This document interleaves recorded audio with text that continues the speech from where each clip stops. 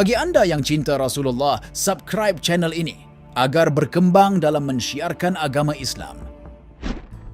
Isra dan Mi'raj adalah salah satu peristiwa sejarah yang sangat penting dan agung dalam perjalanan risalah Nabi Muhammad. Sebuah perjalanan yang sangat jauh dan sangat sulit untuk bisa digambarkan, serta akan lemahlah kemampuan akal untuk menerima penjelasannya. Namun demikian, itu benar-benar peristiwa yang nyata dan dialami Rasulullah.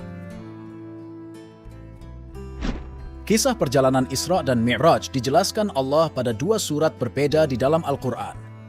Perjalanan Isra, perjalanan bumi, disebutkan dalam surat Al-Isra ayat 1. Maha suci Allah yang telah memperjalankan hambanya pada suatu malam dari Al-Masjidil Haram ke Al-Masjidil Aqsa yang telah kami berkahi sekelilingnya agar kami perlihatkan kepadanya sebagian dari tanda-tanda kebesaran kami. Sesungguhnya Dia adalah Maha mendengar lagi Maha melihat.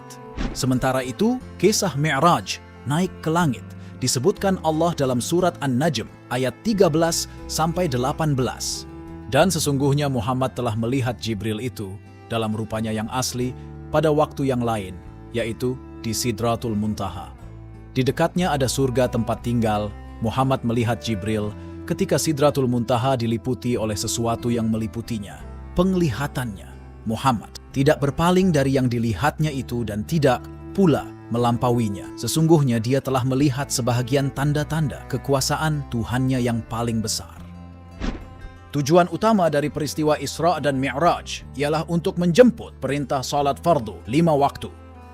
Namun, terdapat beberapa tujuan lain seperti ditunjukkannya sebagian tanda-tanda kebesaran Allah di jagat raya ini.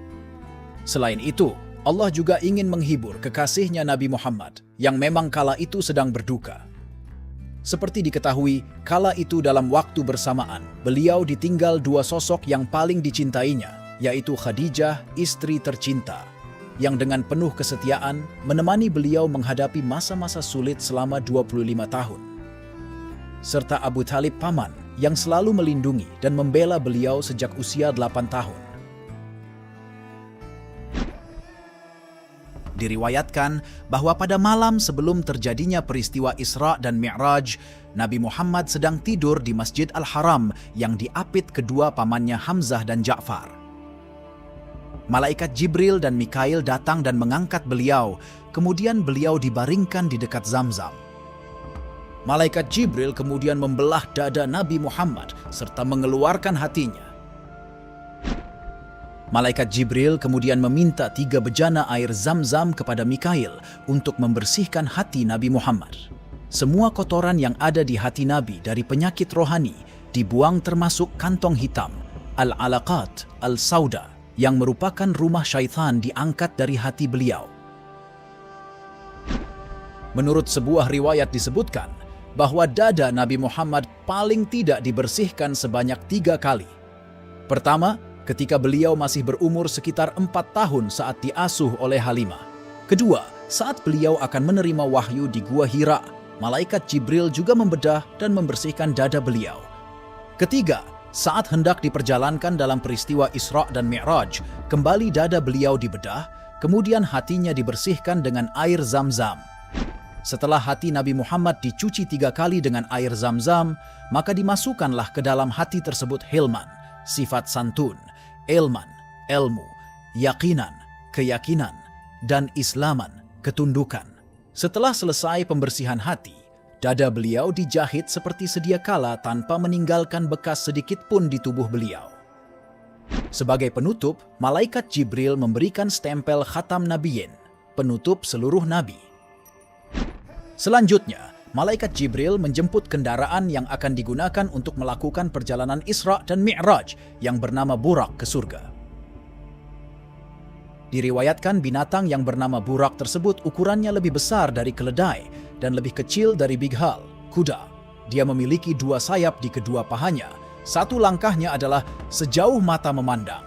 Jika ia melewati jalan mendaki, kedua kakinya otomatis menjadi panjang, dan ketika menurun, kedua tangannya otomatis panjang, sehingga kondisi punggungnya selalu rata, sehingga menjadikan penunggangnya dalam kondisi tenang dan nyaman. Nabi Muhammad mengendarai Burak dengan didampingi Jibril di kanan dan Mikail di kiri. Mereka berjalan hingga sampai di sebuah kawasan yang memiliki banyak pohon kurma. Maka Jibril menyuruh Burak berhenti dan meminta Nabi Muhammad turun serta melaksanakan salat 2 rakaat. Nabi pun melaksanakan salat 2 rakaat, kemudian melanjutkan perjalanannya. Jibril bertanya, "Hai Muhammad, tahukah engkau di mana engkau salat?" Nabi Muhammad menjawab, "Tidak, saya tidak tahu." Jibril berkata, "Engkau salat tadi di tanah yang baik dan subur. Kelak engkau akan pindah ke negeri itu." Ternyata Nabi Muhammad berhenti dan salat di Yatrib, kemudian diganti namanya dengan Madinah setelah Nabi hijrah ke sana. Tak lama kemudian, Jibril meminta Burak untuk berhenti kembali dan menyuruh Nabi Muhammad turun serta melaksanakan salat 2 rakaat seperti sebelumnya. Nabi Muhammad pun turun dan melaksanakan salat 2 rakaat, kemudian kembali meneruskan perjalanan. Di perjalanan, Jibril bertanya kepada Nabi Muhammad, "Tahukah engkau di mana engkau salat?" Sama seperti sebelumnya, beliau menjawab tidak tahu. Malaikat Jibril memberitahukan bahwa beliau tadi berhenti dan salat di Madian di dekat pohon Musa alaihissalam. Pohon itu adalah tempat di mana Nabi Musa duduk dan beristirahat sambil kebingungan dalam pelariannya dari Mesir, hingga Allah memberikan petunjuk kepadanya di bawah pohon tersebut. Tidak lama setelah melanjutkan perjalanan, Jibril kembali memerintahkan Burak berhenti dan meminta Nabi Muhammad kembali turun dan melaksanakan salat 2 rakaat. Dalam perjalanannya, kembali Jibril bertanya kepada Nabi Muhammad tentang tempat yang dia berhenti dan melaksanakan salat. Nabi Muhammad kembali menjawab bahwa beliau tidak mengetahuinya. Kemudian malaikat Jibril memberitahukan bahwa beliau tadi berhenti dan salat di Bukit Tursina, tempat Musa pernah bermunajat dan berbicara dengan Allah. Tidak berapa lama berjalan, kembali malaikat Jibril menyuruh Nabi turun dan salat 2 rakaat. Sama seperti sebelumnya, setelah selesai dan melanjutkan perjalanan, pertanyaan yang sama diajukan malaikat Jibril, dan jawaban yang sama juga disampaikan Nabi, bahwa beliau tidak tahu tempat tadi berhenti untuk melaksanakan salat. Jibril kembali memberitahu bahwa tempat tadi beliau berhenti dan salat adalah Baitul Lahmi, tepatnya di pohon kurma tempat Nabi Isa alaihissalam dilahirkan oleh ibunya Maryam. Setelah berjalan beberapa lama, Nabi Muhammad melihat kumpulan api dari kejauhan seperti obor. Nabi Muhammad bertanya kepada Jibril, "Hai Jibril, apakah api itu?" Jibril menjawab, "Itu adalah jin ifrit yang suka mengganggu manusia. Mari aku ajarkan engkau kalimat yang bisa memadamkan api itu." Malaikat Jibril pun mengajarkan doa kepada Nabi Muhammad. Ketika Nabi selesai membaca doa tersebut, tiba-tiba beliau melihat semua api menjadi padam. Nabi Muhammad melanjutkan perjalanannya. Kemudian beliau melewati sekelompok orang yang sedang menanam padi. Begitu selesai ditanam, ternyata padi yang di belakang mereka sudah siap untuk dipanen. Mereka pun mulai memanen, namun sebelum sampai ke ujung, padi yang tadi mereka panen sudah tumbuh kembali dan siap untuk dipanen. Begitu seterusnya, sehingga mereka tidak berhenti memanennya. Nabi Muhammad bertanya kepada Jibril tentang mereka. Jibril menjawab, "Itu adalah perumpamaan umat engkau yang berbuat baik, di mana pahalanya dilipat gandakan oleh Allah, hingga mencapai 700 kali lipat. Demikian seperti dijanjikan Allah dalam surat Al-Baqarah ayat 261. Setelah itu, tiba-tiba Nabi Muhammad mencium aroma yang wangi. Seakan-akan beliau tidak pernah mencium aroma yang sewangi ini sebelumnya. Beliau bertanya kepada Jibril dari mana aroma wangi itu berasal. Jibril menjawab bahwa aroma wangi itu berasal dari kuburan Masitah, wanita tukang sisir rambut putri Firaun, dan keluarganya. Kisah Masitah dan suaminya yang menegur Firaun ini terdapat dalam surat Al-Mu'min ayat 28. Tidak berapa lama kemudian, Nabi melewati sekelompok orang yang sedang memukul-mukul kepala mereka dengan batu hingga berdarah. Bahkan ketika kepala mereka pecah, diganti lagi dengan kepala yang baru untuk kembali mereka pukul. Menyaksikan perkara aneh tersebut, Nabi Muhammad bertanya kepada Jibril tentang mereka. Jibril menjawab, mereka adalah umatmu yang merasa berat kepala mereka mengerjakan salat yang diwajibkan atas mereka. Selanjutnya, Nabi melewati sekelompok orang yang disumbat kubul dan dubur mereka, yang membuat perutnya terus membengkak hingga sebesar unta. Mereka terus makan buah berduri dan batu dari bara api. Melihat kejadian itu, Nabi Muhammad bertanya kepada Jibril tentang mereka. Kemudian Jibril menjawab bahwa mereka adalah umatmu yang tidak mau mengeluarkan sedekah harta mereka. Mereka hanya memikirkan bagaimana uang masuk ke dalam kantong mereka setiap hari tanpa mau membaginya dengan orang lain. Selanjutnya, Nabi Muhammad lewat di hadapan suatu kaum yang di depan mereka terdapat daging yang baik yang dimasak dengan bumbu yang enak dan wangi. Di samping mereka juga terdapat daging yang tidak dimasak, busuk dan berbau tidak sedap, serta penuh ulat dan belatung. Namun, anehnya mereka tetap memilih daging mentah, busuk dan penuh ulat tersebut. Nabi pun bertanya kepada Jibril tentang mereka, dan Jibril menjawab, mereka adalah umatmu yang di sampingnya ada istri halal dan baik, namun mereka lebih suka mencari perempuan yang haram untuk menunaikan hajatnya dan bermalam bersama mereka. Begitupun sebaliknya, seorang wanita yang terdapat suaminya yang sah dan halal, namun dia masih mencari laki-laki lain yang haram untuk tidur bersamanya. Selanjutnya, Nabi Muhammad lewat di suatu jalan, di mana di pinggirnya terdapat kayu yang tidak ada satupun orang yang lewat dekat kayu tersebut, kecuali disambarnya hingga kain orang tersebut sobek karenanya. Nabi pun bertanya kepada Jibril tentang apa yang dilihatnya dari sifat kayu tersebut. Malaikat Jibril menjawab, itu adalah tamsilan, perumpamaan. Umatmu yang suka menghadang di tengah jalan dan menghambat setiap orang yang lewat untuk diminta sesuatu, atau bahkan merampok hingga membinasakan orang yang lewat dekat mereka. Selanjutnya, Nabi Muhammad lewat di dekat sekelompok orang yang sedang mandi dan berenang di sungai darah sambil memakan batu. Nabi Muhammad pun bertanya kepada Jibril tentang mereka. Jibril menjawab bahwa mereka adalah umat engkau yang suka memakan harta riba. Mereka mengetahui bahwa riba itu perbuatan haram, namun mereka tetap menjalankan hidup dalam praktek riba. Selanjutnya, Nabi Muhammad lewat di depan seorang laki-laki yang sedang mengumpulkan kayu bakar. Setelah terkumpul, dia mengikatnya untuk kemudian dipikulnya. Karena besarnya ikatan kayu tersebut, dia tidak mampu memikulnya. Maka ikatan kayu itu kembali dia buka.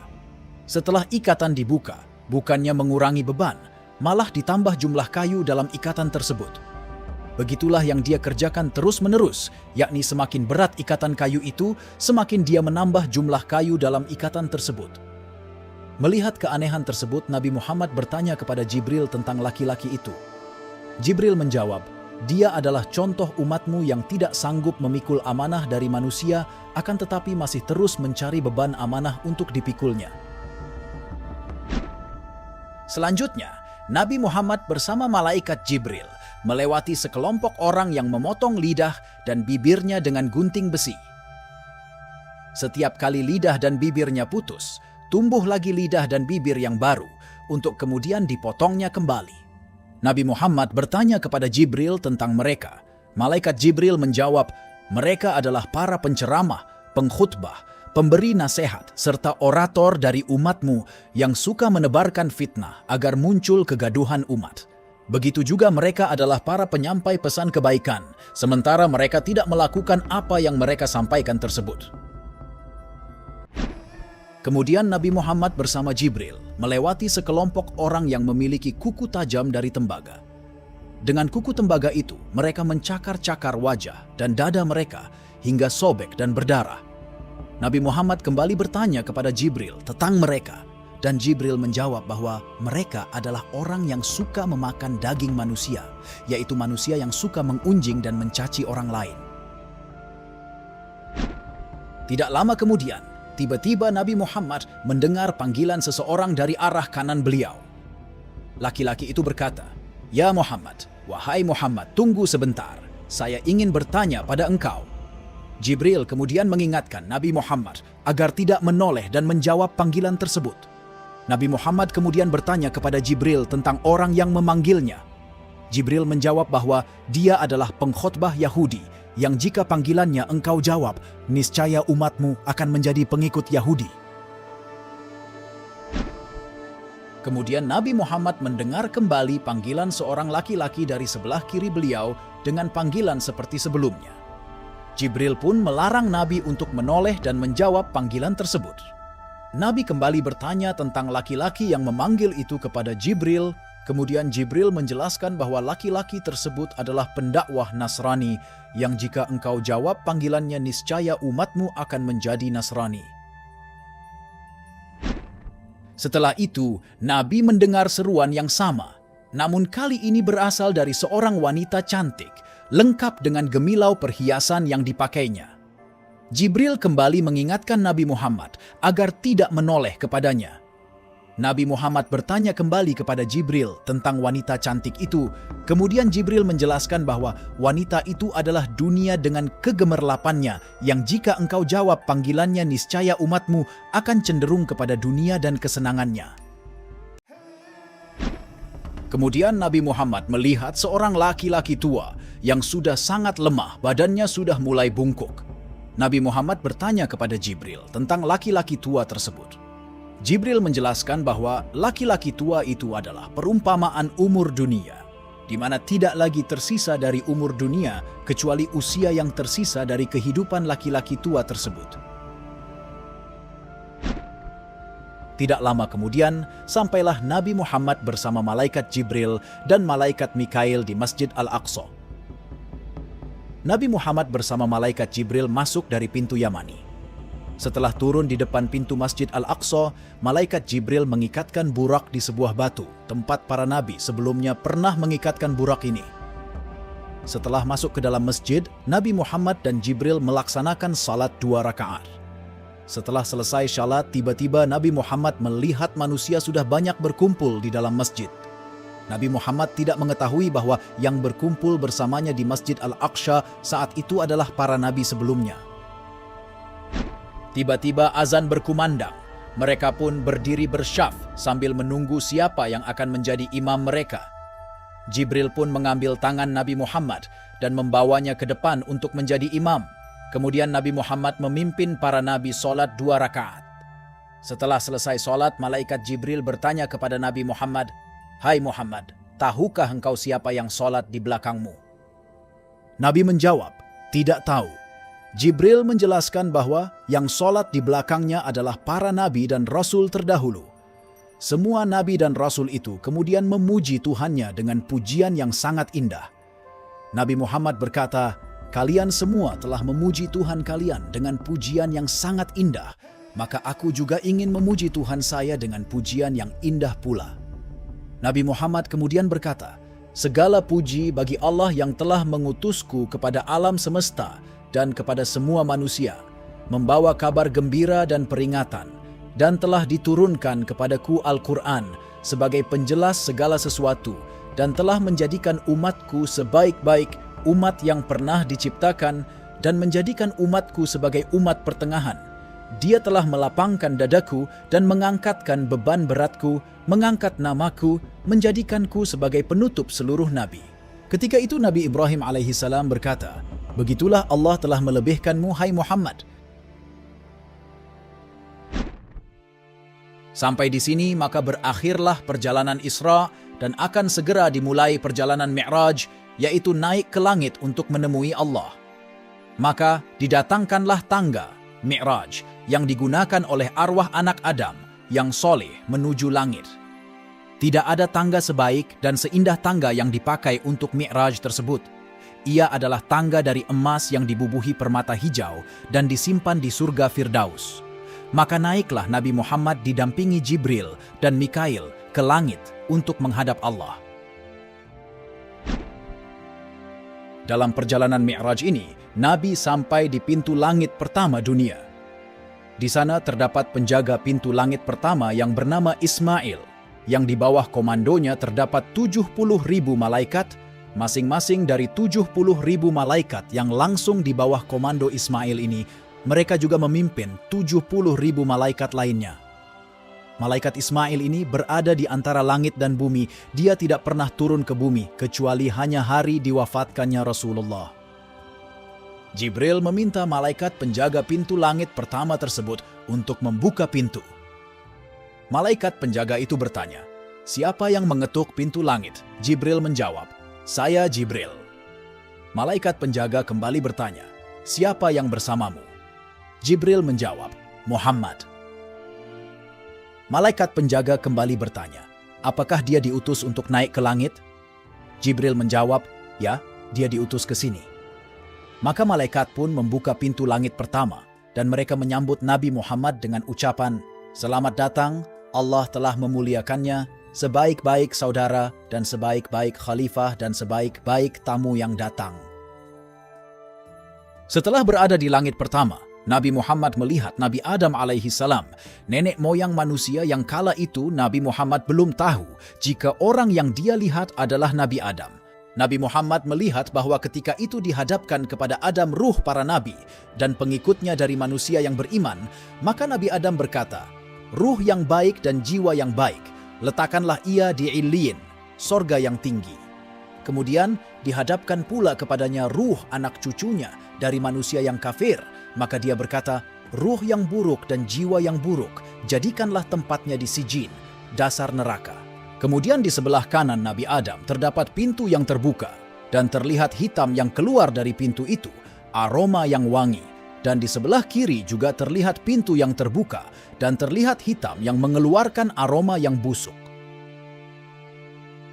Ketika Nabi Adam alaihissalam melihat ke sebelah kanan, dia bahagia dan tersenyum, namun bila melihat ke sebelah kiri, dia kecut dan bersedih. Nabi Muhammad kemudian mengucapkan salam kepada Adam. Nabi Adam pun menjawab salamnya dengan berkata, "Selamat datang, wahai anak yang syaleh dan Nabi yang syaleh." Setelah itu, Nabi Muhammad bertanya kepada Jibril tentang siapa sosok yang baru dia temui. Jibril menjelaskan bahwa orang yang baru dia temui adalah nenek moyang manusia, yaitu Nabi Adam. Jibril kembali melanjutkan penjelasannya bahwa adapun kumpulan hitam yang terlihat itu adalah anak cucunya dari manusia. Adapun pintu yang ada di sebelah kanannya adalah pintu sorga. Oleh karena itulah ketika dia melihat ke sebelah kanan, dia senang dan tersenyum melihat anak cucunya yang masuk sorga. Adapun pintu yang di sebelah kirinya adalah pintu neraka. Oleh karena itu dia sedih dan menangis ketika melihat ke sana karena menyaksikan anak cucunya yang masuk ke dalam neraka. Selanjutnya, Nabi Muhammad terus naik hingga sampai di pintu langit kedua. Sampai di pintu langit kembali, malaikat Jibril meminta kepada penjaganya untuk membukakan pintu. Sebelum pintu dibukakan, kembali malaikat penjaga bertanya seperti pertanyaan malaikat yang menjaga pintu langit pertama. Jibril pun menjawab sama seperti jawaban yang diberikan kepada malaikat yang menjaga langit pertama. Setelah pintu langit kedua dibuka, kembali para malaikat penjaga menyampaikan sambutan yang sama seperti ucapan selamat datang yang disampaikan malaikat penjaga pintu langit pertama. Di langit kedua ini, Nabi Muhammad bertemu dengan Nabi Isa alaihissalam dan Nabi Yahya alaihissalam. Keduanya sangat mirip dari segi penampilan, termasuk pakaian dan rambut mereka. Walaupun disebutkan bahwa Nabi Isa secara fisik lebih gagah dibandingkan Nabi Yahya karena kulit Nabi Isa digambarkan agak kemerahan, mereka didampingi oleh umat dan pengikut masing-masing. Nabi Muhammad memberikan salam dan mereka pun membalas salam Nabi Muhammad dengan berkata, "Selamat datang wahai saudara yang syalih dan Nabi yang syaleh." Kemudian mereka mendoakan kebaikan untuk Nabi Muhammad. Berikutnya, Nabi Muhammad naik hingga sampai di langit ketiga. Seperti sebelumnya terjadi dialog antara malaikat penjaga pintu langit dan malaikat Jibril yang datang. Setelah pintu langit dibuka dan para malaikat menyambut serta menyampaikan ucapan selamat datang kepada Nabi Muhammad, maka Nabi Muhammad bertemu dengan Nabi Yusuf alaihissalam dan pengikutnya. Nabi Yusuf digambarkan memiliki separuh dari keindahan alam semesta. Akan tetapi, perlu dicatat walaupun Nabi Yusuf memiliki separuh keindahan semesta, namun Nabi Muhammad lebih tampan daripada Nabi Yusuf. Bedanya, ketampanan Nabi Muhammad didukung oleh kewibawaan yang sangat agung, sehingga setiap manusia merasa malu melihat wajah Nabi Muhammad. Sementara Nabi Yusuf hanya diberi kegagahan dan tidak diberikan kewibawaan seperti Nabi Muhammad, sehingga banyak wanita yang ingin berlaku lancang kepada beliau. Nabi Muhammad kemudian mengucapkan salam, dan Nabi Yusuf pun membalas salam serta mendoakan beliau seperti yang diucapkan Nabi Isa sebelumnya. Kemudian, Nabi terus naik hingga sampai di langit keempat. Seperti sebelumnya, Jibril meminta malaikat penjaganya untuk membuka pintu, dan malaikat penjaga pun kembali bertanya, seperti pertanyaan penjaga-penjaga pintu langit sebelumnya. Jibril pun menjawab sama dengan jawaban pada penjaga sebelumnya. Pintu langit keempat pun dibuka, dan Nabi Muhammad kembali mendapat sambutan hangat para malaikat penjaganya.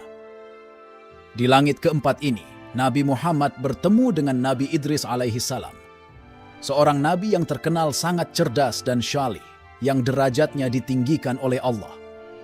Nabi Muhammad mengucapkan salam kepadanya. Nabi Idris membalas salam, sama dengan salam yang disampaikan para nabi sebelumnya.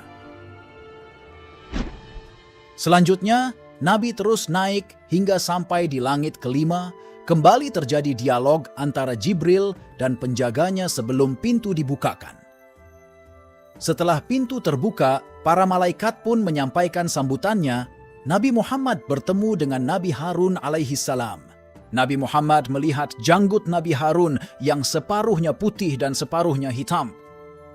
Konon kisahnya, janggut Nabi Harun yang putih itu adalah akibat genggaman Nabi Musa alaihissalam yang kesal kepadanya karena membiarkan umatnya, Bani Israel, berbuat musyrik ketika Nabi Harun disuruh menjaga mereka karena Musa harus pergi bermunajat selama 40 hari. Kemudian Nabi Muhammad kembali naik hingga sampai di langit keenam. Setelah pintu langit dibuka melalui proses seperti sebelumnya, Nabi Muhammad bertemu dengan Nabi Musa alaihissalam bersama kaumnya. Nabi Muhammad melihat pengikut Nabi Musa sangat banyak, sehingga hampir menutupi ufuk. Kemudian Jibril berkata kepada Nabi Muhammad, "Wahai Muhammad, angkatlah kepalamu dan lihat ke atas." Tiba-tiba Nabi Muhammad melihat umatnya memenuhi seluruh bagian bumi dari berbagai sisinya. Jibril berkata, "Begitulah jumlah umatmu yang jauh lebih banyak dari umat para nabi sebelummu. Mereka semua akan masuk surga, ditambah lagi ada yang tidak terlihat sebanyak 70.000 orang-orang yang masuk surga tanpa dihisab." Nabi Muhammad melihat Nabi Musa dalam tampilan yang sangat kokoh dan gagah. Rambut dan bulunya lebat, dan dari bajunya keluarlah bulu badannya karena kasarnya bulu tersebut. Ini menunjukkan wujud kekuatan dan kekokohan fisik Nabi Musa. Setelah saling memberikan dan menjawab salam seperti yang dilakukan nabi-nabi sebelumnya, tiba-tiba Nabi Musa bersedih dan menangis. Jibril bertanya kepadanya tentang alasan kenapa dia menangis. Musa menjawab, "Betapa tidak aku tidak akan bersedih, sebab sejak dulu manusia terutama Bani Israel mengatakan, akulah manusia yang paling mulia dan baik. Namun hari ini saya bertemu dengan manusia yang jauh lebih mulia dan lebih baik dari diriku. Bukan hanya itu, dia memiliki umat yang paling banyak serta paling banyak pula yang memasuki surga jauh lebih banyak dari umatku yang masuk surga." Kemudian Nabi Muhammad terus naik hingga sampai di langit yang ketujuh. Setelah terjadi dialog dengan malaikat penjaganya, pintu langit dibuka dan Nabi Muhammad pun disambut dengan sambutan hangat. Nabi Muhammad di langit ketujuh bertemu dengan Nabi Ibrahim alaihissalam yang sedang duduk di samping pintu sorga dengan kursi emas sambil bersandar di Baitul Maqmur. Baitul Maqmur adalah sebuah tempat suci di langit yang menjadi tempat tawafnya para malaikat. Setiap hari tidak kurang dari 70.000 malaikat naik kepadanya. Dan setiap yang naik tidak akan turun lagi sampai hari kiamat. Posisi Baitul Maqmur itu segaris dengan Ka'bah di bumi, yang seandainya dijatuhkan batu dari Baitul Maqmur itu, niscaya akan jatuh tepat di tengah Ka'bah. Nabi Muhammad mengucapkan salam kepada Nabi Ibrahim, dan Ibrahim pun menjawab salamnya dengan berkata, "Selamat datang wahai anak yang syaleh dan nabi yang syaleh. suruhlah umatmu untuk memperbanyak menanam pohon di kebun surga, sebab tanah di surga sangat baik dan subur. Nabi Muhammad bertanya, apakah gerangan pohonnya yang akan ditanam? Nabi Ibrahim menjawab, suruhlah umatmu memperbanyak membaca, La haula wa la quwwata illa billahil aliyil azim. Nabi Muhammad kemudian melihat ada dua kelompok. Kelompok pertama putih bersih seperti kertas, dan satu kelompok tubuhnya ada kotoran. Lalu kelompok kedua ini mandi sebanyak 3 kali di sungai berbeda, sehingga wajah mereka pun menjadi putih bersih seperti kelompok pertama. Ketika Nabi Muhammad bertanya kepada Jibril tentang kedua kelompok tersebut, Jibril menjelaskan bahwa mereka adalah umatmu. Kelompok pertama adalah mereka yang menjaga diri dari kotoran dosa sepanjang hayatnya, sehingga ketika mati mereka kembali dalam keadaan putih bersih. Sementara kelompok kedua adalah umatmu yang suka mencampurkan amal syalih dan dosa, namun mereka suka bertaubat. Adapun ketiga sungai itu adalah, pertama sungai rahmatullah, kedua sungai nikmatullah, dan ketiga sungai saqahum rabbuhum syaraban thahuran. Nabi kemudian melihat sebatang pohon yang dari akarnya muncul beberapa sungai. Sungai air tawar, sungai susu, sungai khamar, dan sungai madu. Nabi Muhammad kemudian diajak menyusuri surga dengan segala keindahan kenikmatan yang tidak pernah bisa dilihat mata dan tergores di hati makhluk.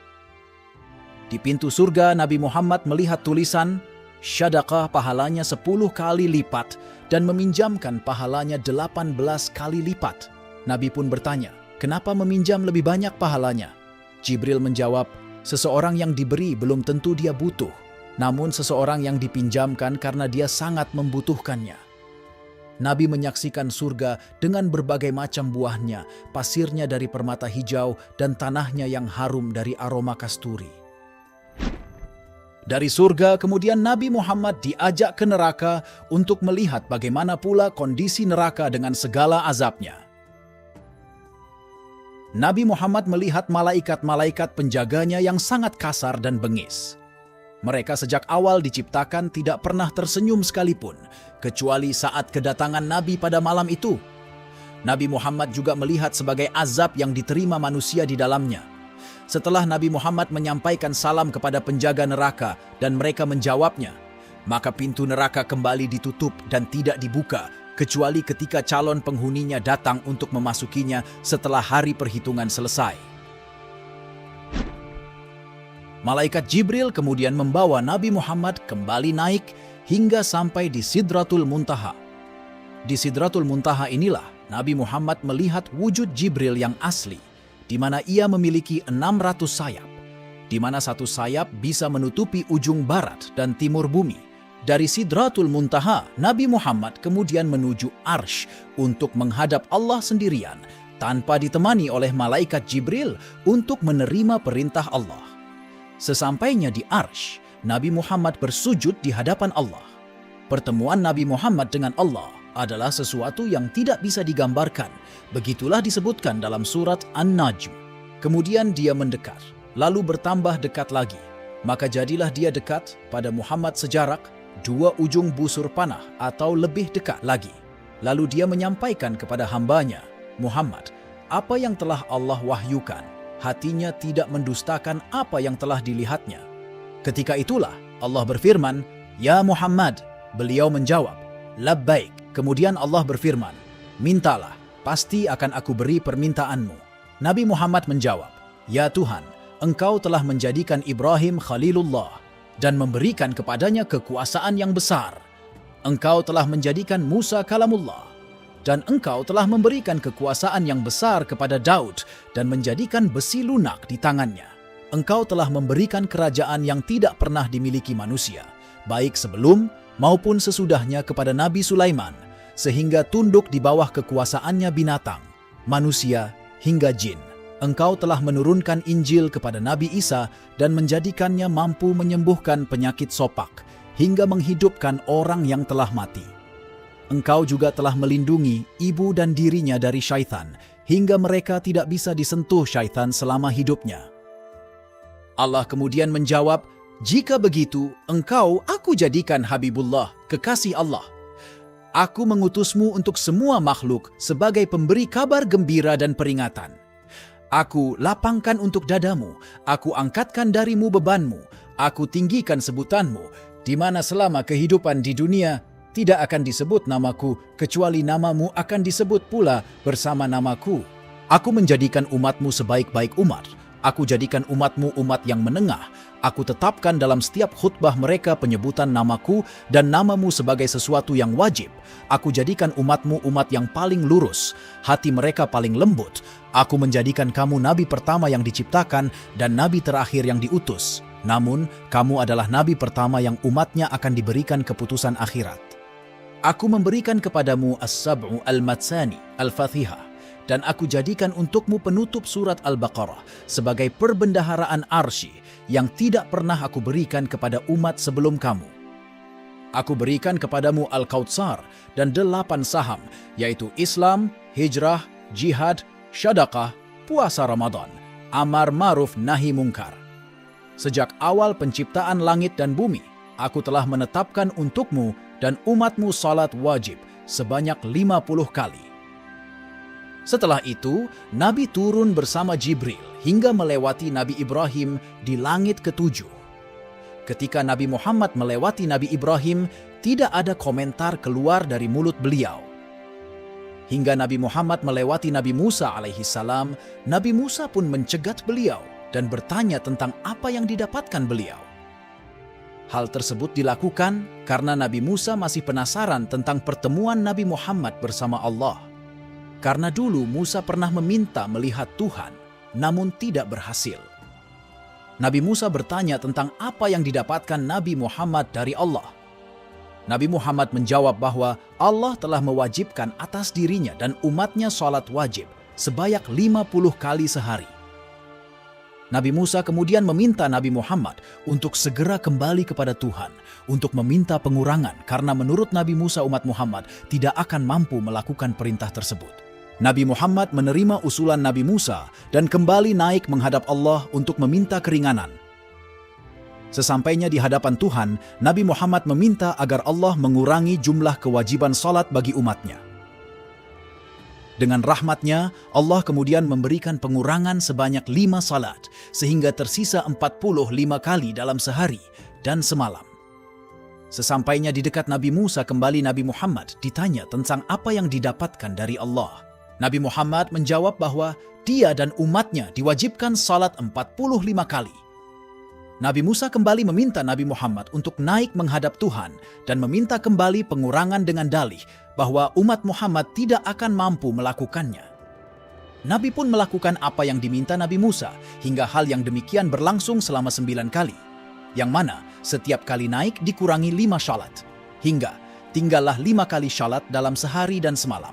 Pada kali ke-9 ini, Allah berkata, "Wahai Muhammad, syalat yang 5 kali ini akan aku nilai setara dengan 50 kali, karena aku menetapkan untuk umatmu bahwa satu kebaikan akan dilipat gandakan menjadi 10 kali lipat. Begitu juga, aku telah menetapkan untuk umatmu bahwa siapa saja dari umatmu yang berniat berbuat baik, maka aku telah menuliskan untuknya 1 pahala. Jika kebaikan itu dilakukannya, maka aku tambahkan kepadanya 10 kebaikan. Akan tetapi, jika umatmu berniat berbuat jahat, maka belum aku tuliskan untuknya dosa. Dan jika kejahatan itu dilakukannya, aku masih belum menuliskan dosanya dengan memberikan beberapa waktu tangguh untuk menunggu dia bertaubat. Jika dalam waktu tangguh itu dia masih belum bertaubat, barulah aku menuliskan 1 dosa untuknya." Itu semua adalah wujud kasih sayang Allah kepada umat Nabi Muhammad. Setelah menerima salat 5 kali dalam semalam, kembali di langit ke-6, Nabi Muhammad bertemu dengan Nabi Musa. Nabi Musa kembali bertanya kepada Nabi Muhammad tentang apa yang didapatnya dari Allah. Nabi Muhammad menjawab bahwa Allah memerintahkannya dan umatnya untuk salat 5 kali dalam sehari dan semalam. Nabi Musa kembali menyarankan kepada Nabi Muhammad agar datang kembali menghadap Allah dan meminta dikurangi. Ketika itulah Nabi Muhammad berkata kepada Musa bahwa dia sudah merasa malu menghadap Allah dan meminta pengurangan ibadah. Ketika itulah Nabi Musa berkata, "Ihbith bismillah, turunlah engkau dengan menyebut nama Allah. Maka dibukalah pintu langit. Kemudian Nabi Muhammad bersama Jibril pun turun kembali ke bumi. Sesampainya di bumi, Nabi bertemu dengan sekelompok kafilah dagang Quraisy yang sedang dalam perjalanan dari Syam menuju Makkah. Nabi melihat satu unta mereka lari dari rombongan, sehingga sebagian mereka mengejarnya. Nabi Muhammad juga melihat seekor unta merah yang patah kakinya. Nabi mengucapkan salam kepada mereka, dan tiba-tiba mereka merasa heran sambil berkata, "Itu seperti suara Muhammad." Nabi Muhammad menemukan 2 kendi air mereka yang berisi penuh. Kemudian Nabi pun meminum air pada salah satu dari kedua kendi tersebut, lalu meletakkannya kembali di tempat semula. Menjelang subuh, Nabi Muhammad telah sampai di Masjid Al-Haram, di dekat 2 pamannya Hamzah dan Ja'far, yang tadi ditinggalkannya dalam keadaan tertidur. Ketika pagi datang, Nabi duduk bermenung di dekat Masjid Al-Haram, sambil kebingungan seakan sedang memikul beban yang berat. Beliau kebingungan memikirkan cara bagaimana mengumpulkan kaum Quraisy dan menceritakan perjalanan yang baru saja dilakukannya. Nabi juga ragu, apakah mereka akan menerima dan membenarkan cerita perjalanannya. Ketika itulah datang Abu Jahal bertanya kepada beliau, "Ya Muhammad, saya melihat engkau seakan memikul beban yang sangat berat. Adakah sesuatu beban yang memberatkan hatimu?" Nabi Muhammad menjawab, "Betul, wahai paman. Saya tadi malam diperjalankan Allah dari Masjid Al-Haram ke Baitul Maqdis, dan dari Baitul Maqdis saya diajak berjalan naik hingga langit ke-7 dan Sidratul Muntaha. Perjalanan itu saya lakukan dalam waktu kurang dari 1 malam." Abu Jahal melihat ini sebagai kesempatan emas untuk mempermalukan Nabi Muhammad. Dia pun berkata, "Maukah engkau saya kumpulkan penduduk Makkah dan engkau ceritakan kepada mereka apa yang engkau ceritakan kepadaku?" Nabi Muhammad dengan senang hati berkata, "Ya, tentu saja." Maka Abu Jahal segera mengumpulkan penduduk Makkah untuk mendengarkan cerita Nabi Muhammad yang melakukan perjalanan yang tidak masuk akal dengan tujuan mengolok-olok Nabi Muhammad. Setelah orang-orang berkumpul, Nabi Muhammad memulai ceritanya seperti yang diceritakannya kepada Abu Jahal. Mendengar cerita Nabi Muhammad yang melakukan perjalanan dari Masjid Al-Haram ke Baitul Maqdis, kemudian ke langit hingga Sidratul Muntaha, lalu kembali lagi ke bumi. Hanya dalam waktu yang singkat, semua tertawa dan mengolok Nabi Muhammad. Sebagian berkata, "Wahai Muhammad, apakah engkau sudah gila? Bukankah engkau tahu bahwa perjalanan dari Makkah ke Baitul Maqdis saja harus ditempuh dalam waktu 1 bulan? Lalu bagaimana mungkin dalam semalam engkau bisa berjalan sejauh itu dan kembali lagi ke Makkah?" Ketika keributan itu terjadi, datanglah Abu Bakar dan mereka bertanya kepada Abu Bakar tentang berita yang baru disampaikan Nabi Muhammad kepada mereka. Abu Bakar dengan tenang menjawab, "Saya bersaksi bahwa Nabi Muhammad adalah benar." Tidak cukup sampai di situ, mereka pun sepakat ingin menguji Nabi Muhammad dengan beberapa pertanyaan yang bertujuan untuk mempermalukan beliau. Salah satu dari mereka berkata, "Wahai Muhammad, jika benar engkau sampai di Baitul Maqdis, maka ceritakanlah kepada kami gambaran Masjid Al-Aqsa, bentuk bangunannya dan jumlah pintunya." Awalnya, Nabi kesulitan untuk menjawab karena memang ketika melakukan perjalanan ke sana beliau tidak sempat memperhatikan detail Masjid Al-Aqsa tersebut. Tiba-tiba malaikat Jibril datang dan memperlihatkan setiap sisi Masjid Al-Aqsa kepada Nabi Muhammad. Dengan mudah, akhirnya Nabi Muhammad bisa menjelaskan dengan sangat rinci gambaran Masjid Al-Aqsa kepada penduduk Makkah sesuai pertanyaan mereka. Ternyata, jawaban Nabi tidak membuat mereka percaya begitu saja, dan mereka pun meminta bukti lain. Salah satunya bertanya lagi, "Jika memang engkau dari sana, pastilah engkau bertemu dengan kafilah dagang yang sedang menuju Makkah. Coba jelaskan keadaan mereka kepada kami." Nabi Muhammad menjawab, "Ya, saya memang berpapasan dengan mereka. Saya melihat salah satu unta mereka lari dan keluar dari rombongannya, dan mereka pun mengejarnya. Salah satu unta mereka yang berwarna merah patah kakinya.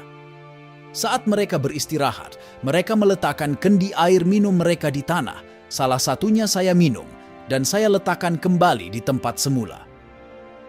Mereka bertanya, "Hai Muhammad, kira-kira kapan mereka akan sampai di Makkah?" Nabi Muhammad SAW menjawab, mereka akan masuk kota Makkah pada hari Rabu. Penduduk Makkah pun menunggu kedatangan kafilah tersebut untuk membuktikan kebenaran cerita Nabi Muhammad tentang mereka. Sore hari Rabu, ternyata mereka belum juga memasuki kota Makkah. Di saat itulah Allah kemudian menahan matahari untuk terbenam, sehingga siang lebih lama sampai 1 jam. Sore hari Rabu itu, kafilah dagang yang diceritakan memasuki kota Makkah. Mereka pun ditanya apa yang terjadi dalam perjalanan menuju Makkah. Mereka menceritakan sama seperti cerita Nabi Muhammad, di mana salah satu unta mereka lari dan memisahkan diri, lalu mereka mengejarnya. Unta mereka yang merah kakinya patah, serta salah satu kendi air minum mereka yang ketika diletakkan penuh, tiba-tiba menjadi kosong. Mereka pun bercerita sepertinya ada suara Muhammad malam itu yang mengucapkan salam kepada mereka. Mendengar cerita kafilah yang sangat sesuai dengan cerita Nabi Muhammad tentang mereka, beramai-ramai mereka berkata bahwa ini adalah salah satu bentuk sihirnya Muhammad. Begitulah bahwa kaum Quraisy masih belum bisa menerima kebenaran yang disampaikan Nabi Muhammad kepada mereka, sekalipun dengan bukti yang kuat dan tidak terbantahkan. Bahkan, sebagian yang sudah beriman menjadi murtad karena sulit menerima cerita yang disampaikan Nabi, sehingga wajar Allah mengatakan bahwa peristiwa tersebut adalah ujian iman bagi manusia. Namun demikian, ketika mereka beramai-ramai bertanya kepada Abu Bakar tentang apa yang diceritakan Nabi Muhammad kepada mereka, Abu Bakar dengan lantang menjawab, "Saya percaya semua yang dikatakan Muhammad, bahkan lebih dari itu pun saya percaya." Demikianlah Abu Bakar yang menerima secara mutlak semua yang diceritakan Nabi tentang perjalanan yang maha dahsyat ini, sekalipun menurut ukuran akal tidak logis, karena dia menerimanya dengan keimanannya.